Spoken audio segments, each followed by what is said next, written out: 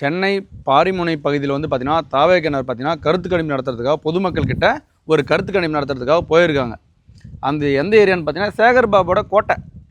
சேகர்பாபு சும்மா இருப்பாரா? பார்க்க தாங்க பால் குடிக்கும் புள்ள மாதிரிக்கும் பண்ணுறதெல்லாம் பக்கா அயோக்கித்தனம் மாதிரி பண்ணியிருக்காங்க.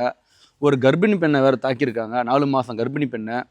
ஒரு மகளிரை போய் ஒரு பொண்ணை போய் தாக்குறாங்கன்னா எந்த அளவுக்கு கீழ்த்தனமான செயலை செஞ்சுருக்காங்க பார்த்தீங்கன்னா. இது பக்காவாக திமுகவினர்னு சொல்லிட்டு அந்த ஏரியா மக்களும் சொல்கிறாங்க. ஏன்னா தாக்கப்பட்டவங்களுக்கு தான் தெரியும். ஏன்னா எந்த ஏரியாவை சேர்ந்தவங்களுக்கு அவங்களுக்கு தான் தெரியும் யார் நம்மளை அடித்தாங்க, யார் தாக்கப்பட்டவன்னு சொல்லிட்டு. அத்தனை பேருமே வந்து மருத்துவமனையில் அதிகமாக அனுமதிக்கப்பட்டிருக்காங்க. அதாவது மகளிருக்கான பாதுகாப்பு, மகளிருக்கான விடியலோட பயண பஸ்ஸு இதெல்லாம் விட்டா மட்டும் போதாதுங்க. ஒரு பொண்ணை தாக்குறாங்கன்னா அதுக்கான எஃப்ஐஆர் எதனா பண்ணியிருக்காங்கன்னு பார்த்தியா? ஒன்றுமே பண்ணல.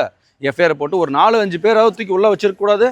அப்போ அது கூட பண்ணாதனா ஆட்சி எந்த அளவுக்கு ஆட்சி நடந்துட்டு இருக்கு பாருங்க. மக்களுக்கான பாதுகாப்பா, மக்களுக்கான இது இருக்கா? சுத்தமான அராஜக ஆட்சியே நடந்துகிட்ருக்கு.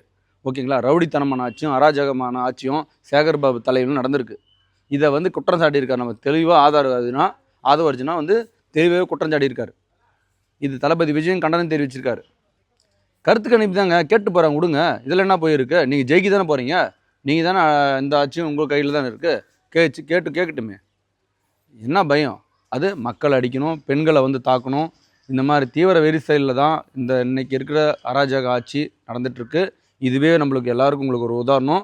மறுபடியும் அடுத்த 5 ஆண்டில் இந்த ஆட்சி வந்தால் மக்களுக்கு எந்த அளவுக்கு பாதுகாப்பு இருக்குமா இல்லையான்றது இதிலே உங்களுக்கு தெரிஞ்சிடும். இந்த பற்றின கருத்துக்கு கண்டிப்பாக எல்லாருக்கும் ஒரு லைக்கை மட்டும் போடுங்க. இது தப்பாக சரியான்றதுக்காக கண்டிப்பாக லைக்கை போடுங்க.